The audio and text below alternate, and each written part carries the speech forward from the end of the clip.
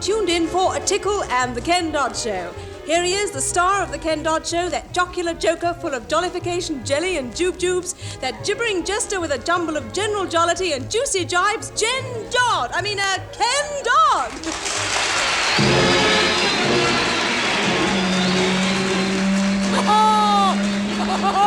Here we are, Ma. I'm home. I'm back home after fighting the foe. I've been away foe fighting. There he is, marching with his regiment. Woo!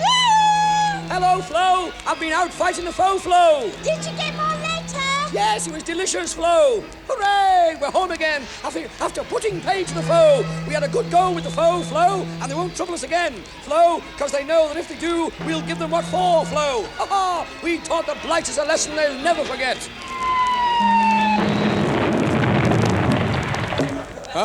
Oh, right then. That's the way it is it?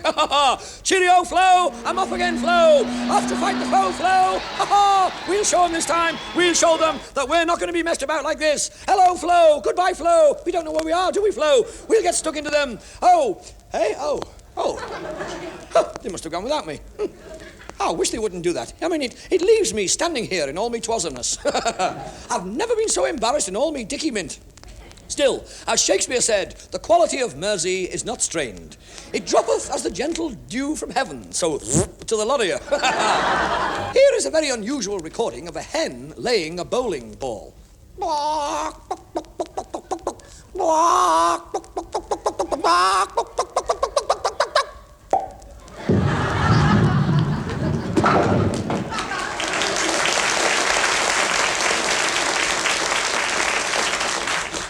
And with that, he donned the reversible shirt and walked through the window.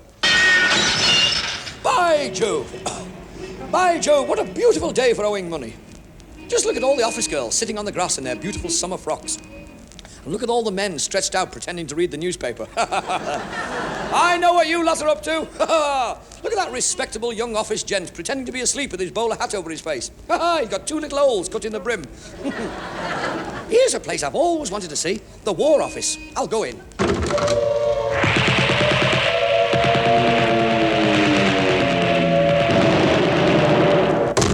Now, that's what you call a War Office. Hi, Joe. I wouldn't fancy working there. Hello, Doddy.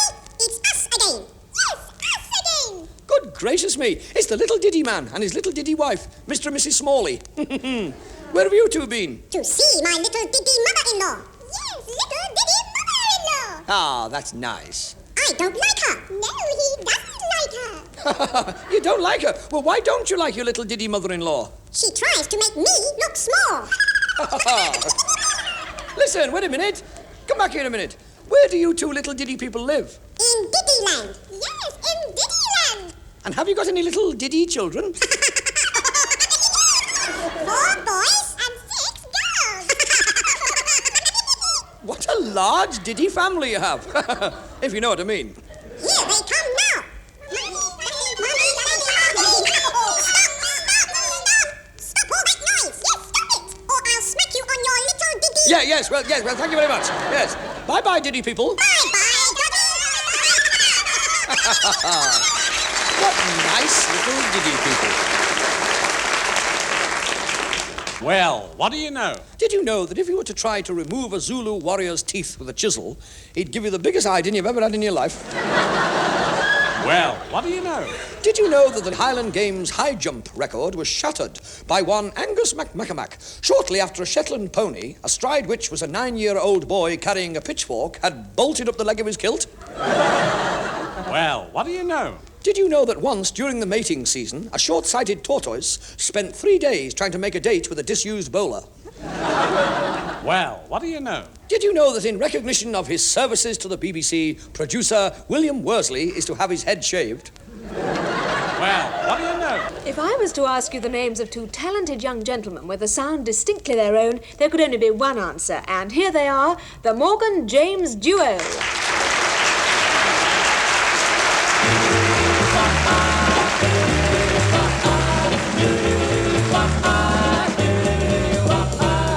Sometimes I'm happy, sometimes I'm blue. My disposition depends on you. I'll never mind the rain from the sky.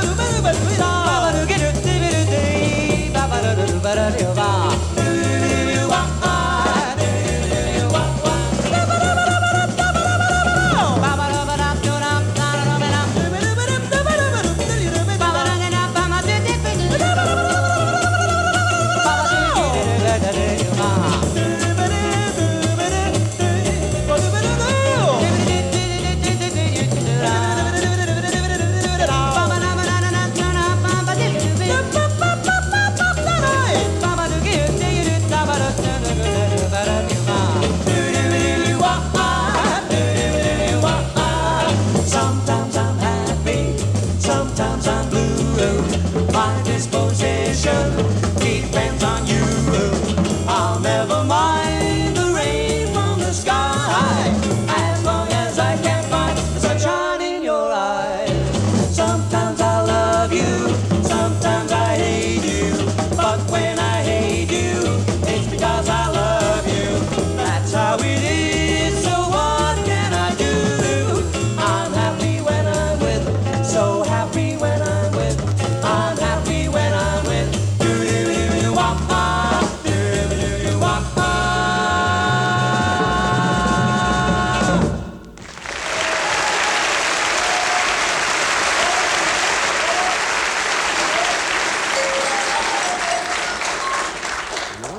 I can't tell the difference. I can't either. No, I can't tell the difference. I just can't tell the difference. Well, it's a pity, really, because you've all just eaten a bucket full of putty.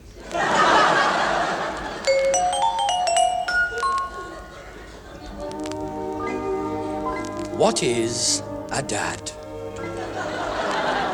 A dad is that middle-aged, dumpy, roly-poly puddin' of a gentleman, brushing his hair like mad to try and cover up his little baldy patch. Dad is the one who's always saying, "When I was your age, I only got tuppence a week." And he gets very angry when you say to him, "And aren't you glad you came to live with us?" A dad is the man who's always saying that he's as fit now as ever he was, and to prove it, he touches his toes and collapses. Dad knows where he belongs. He feels safe and secure in the warm, loving atmosphere of the pub at the corner of the road. Dad is the one who's always doing the little odd jobs. At least Mum says they are.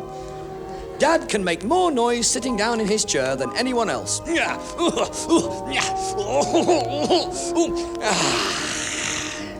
then he tells Mum to be more careful where she leaves her knitting. When a dad reaches a certain age, he begins to slow down. He tires more easily. This usually happens when he's about 25. That's the time when you should look after your dad like you would a friend. Give him Vitadad tablets. After only one bottle of Vitadad tablets, this 58-year-old dad said,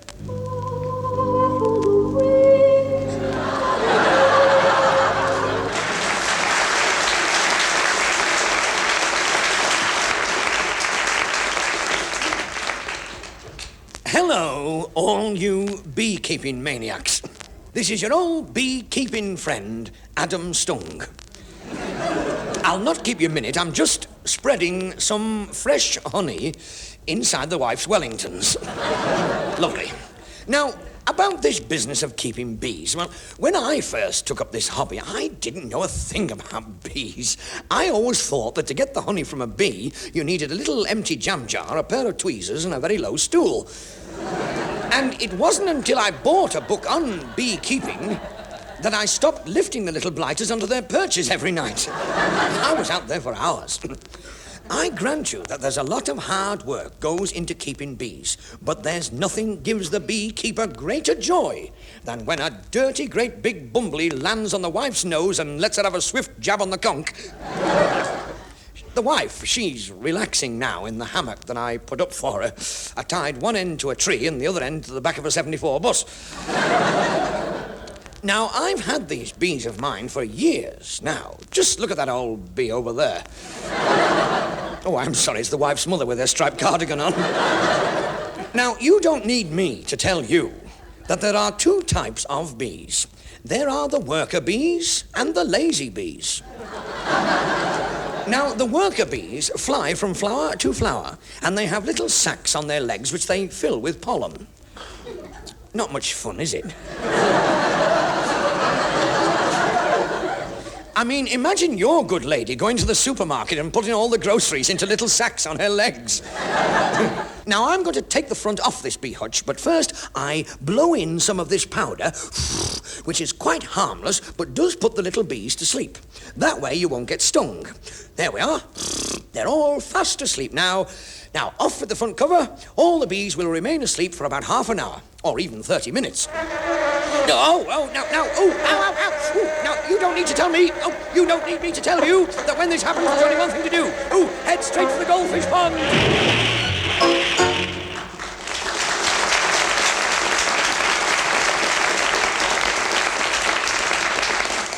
Let's open up our history books and turn back the pages some 400 years. And we should meet Sir Doddy, the knight irritant, on his way to rescue yet another fair damosel. I am the bold Sir Doddy, and I'll fight anybody, no matter how big she be, no matter how big she be. Whoa, me trusty steed. I wish you'd get an horse like all the other knights, Sir Doddy. Hush, Violet. Varlet. I am about to bang on yonder castle gates and rescue the fair damsel from the clutches of Rufus the Filthy. Why do they call him Rufus the Filthy? Ooh, unhand me, sir. Any more questions? I challenge you, Rufus the Filthy, to do some combating with me, Kenneth the Beautiful. Lower your portcullis. That was a rotten trick to do, that was. I am Rufus the Filthy, son of Dick the Disgusting, grandson of Rupert the Repulsive, great-grandson of Jaime the Grimy. What are you doing here? I'm on night work. I challenge you to a duel, thou'st. Choose your weaponsest. Balloons, yo-yos, knotted tea towels. I prefer the sword. Oh, well, in that case, I'll call again, then. On guard! Thrust and parry! Laurel and Hardy. Touché! Bless you. Yeah, what are we dueling for, anyway? Oh, well, for the hand of the fair damosel imprisoned within your castle. Oh, well, if that's the case. You've won. Oh, isn't that lovely, You've won me. You can have me in wedlock. Yeah. Well, actually, you see, I only wanted you for a present for my surf here. Yeah, don't you go lumbering that old rat bag onto me. Oh, come on, don't be mean. You've got to take her. Don't be I'm skinny. not Go on, having somebody's got to have her. Oh, no, stop, Miss Knight. She's only a cat.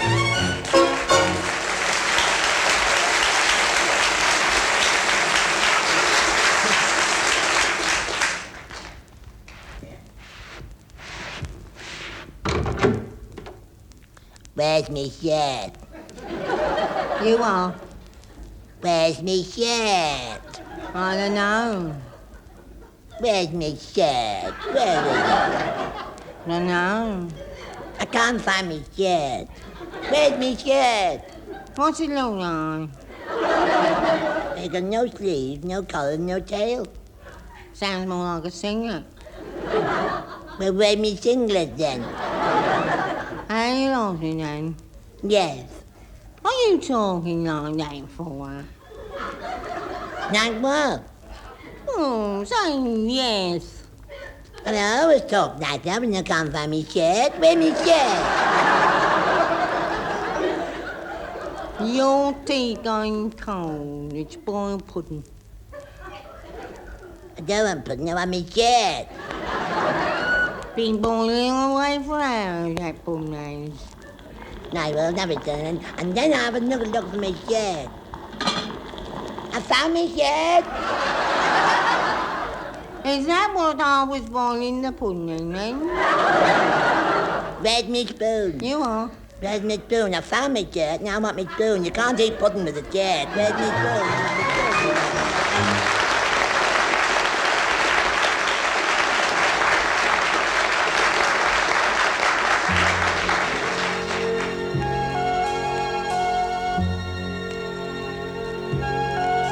So still runs the river on its journey to the sea. So still beats my heart, for you're far, so far away from me. So still runs the river while I wait upon the shore. Amore, ritorne, for my love goes on forevermore, like the river forevermore.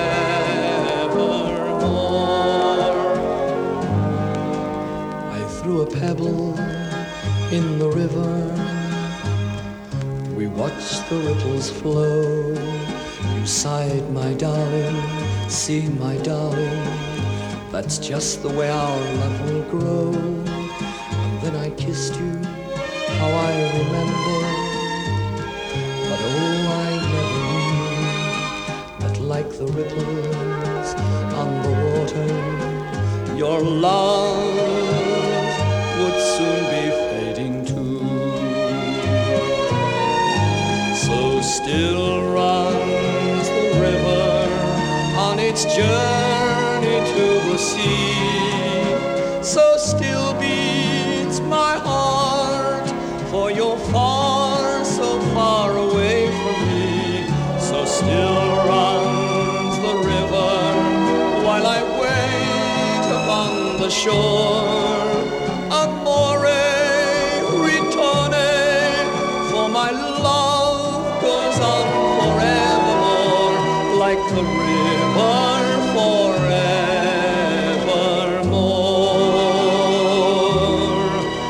like the river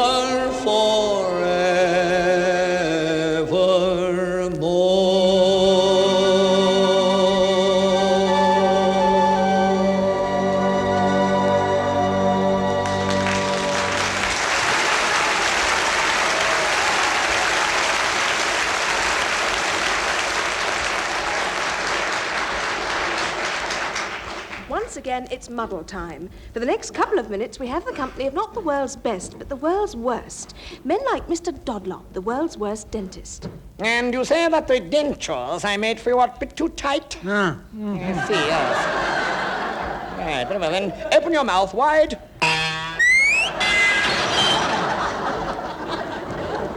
Now meet Commander Jack Doddykins, the worst submarine captain in the Royal Navy. Right, steady she goes, number one. Steady she goes. Right, take her up. Right, now we're surfaced. Stop engines. Right, open the hatch. Love 40. This is Reggie Doddlepuppy, the worst man ever to own a beauty parlor for poodles. Come along now, come along now. Come along, beautiful. Come along. My goodness, how long is it since you had a trim, little chap?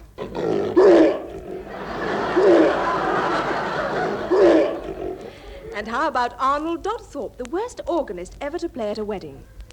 Here comes the bride now.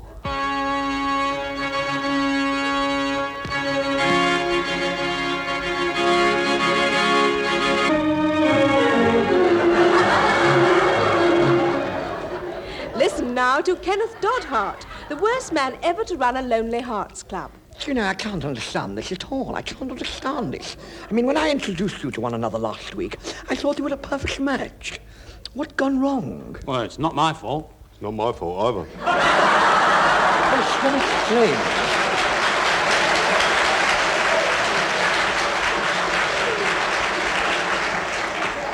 And Byron Dodd is still the world's worst poet. You met me coming out of work. You shouted, "I'm here, you great big, lovely thing, you." I held my head. I didn't feel well. You said, "I wish you'd go to the chemist's and get something you'd feel much better." We ate some ham and each had a pickle. Then you said, "Ooh, I do fancy a cigarette." In the woods, I remember your laughter. You said, "On your way, I know what your little game is, my lad."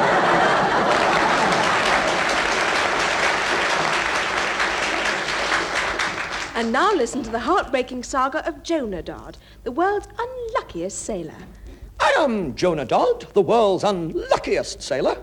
My story begins in the year 1800... But hang on a minute, shipmates, while I fills me pipe.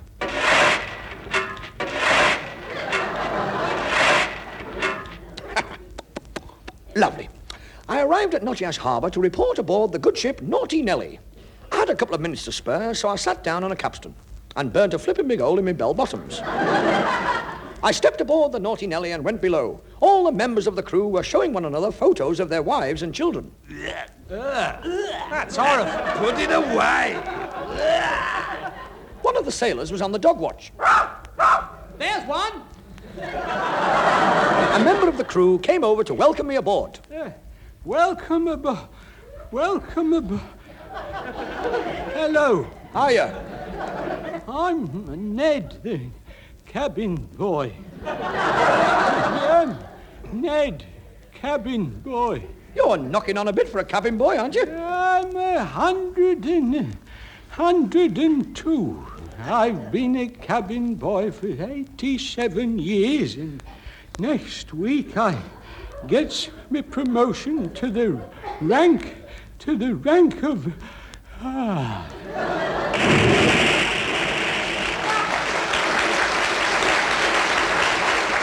I threw him an iron lifebelt, but it was no use. Me jinx had struck already. Hello, cheeky. Who are you? I'm the mate. Whose mate? Anybody's. Come here. You're not my mate. Go on, up it. Avast behind! Who was? Oh! He was the captain. He had a black patch over both eyes, and he kept walking into the mast. Oh! Hold hard there, hold hard. I can't move. What's to do? Oh, I had my peg leg fast in a knothole. Hold hard, me beauty. I be captain of this here ship. I've just returned from India. I wondered why you had that elephant on your shoulder.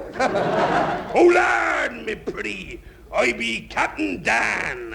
Likely you heard tell a boy. You're not Dan. Hold hard! Me lovely little flower. Just then I heard the crew up on deck singing shanties. I sat down on a keg of tomatoes, nuts, and tangerines. Leastways, that's what it had printed on the side. TNT. I sat there and lit me pipe. I'm sorry, Captain. I didn't mean to do that. Clap that man in irons! 2 days out at sea, me jinx had struck again. The ship's cat had puppies. To keep me out of trouble, the skipper gave me a hook and a line and told me to do a bit of fishing. Captain! Hold hard, me dear. I've caught a monster eel. A monster eel? Oh, no. He couldn't have. He hasn't. He has. And it took the GPO 6 months to relay the transatlantic telephone cable. I was so fed up with the way things were going, that night I went below, and I sat on a barrel of tarpaulin, nails, and tacks, and lit me pipe.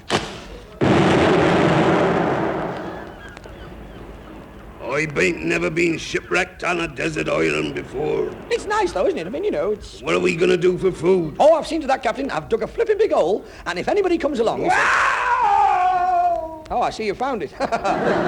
When I gets out of here, I'll have your ears for ashtrays. I'll pay you in Captain, you've got nothing to worry about. You've got nothing to worry about because I've got some wonderful news for you. Are you seriously ill? No, it's better than that. I've found a lifeboat. A lifeboat?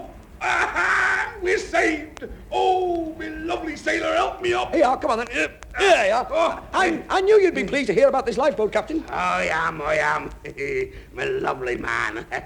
Right, where's this lifeboat? Well, you see, I smashed it up so we can make a big fire, and then we can signal with the fire for a boat to come and rescue us. No.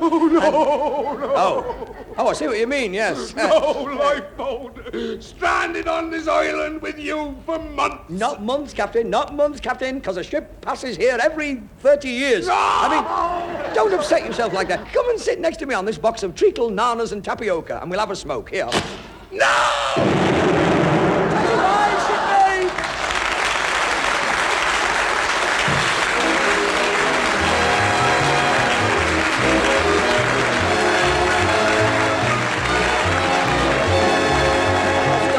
Troop of talented ticklers trip down the trail in triumphant tumult. Here's the recipe for this week's Tickle Tonic. John Slater, Peter Hudson, Patricia Hayes, Wallas Eaton, the Morgan James Duo, and Judith Chalmers. With the BBC Revue Orchestra, leader Julian Gaillard, conductor Malcolm Lockyer. The script was written by Eddie Braben and Ken Dodd, and the show, which was recorded, was produced by Bill Worsley.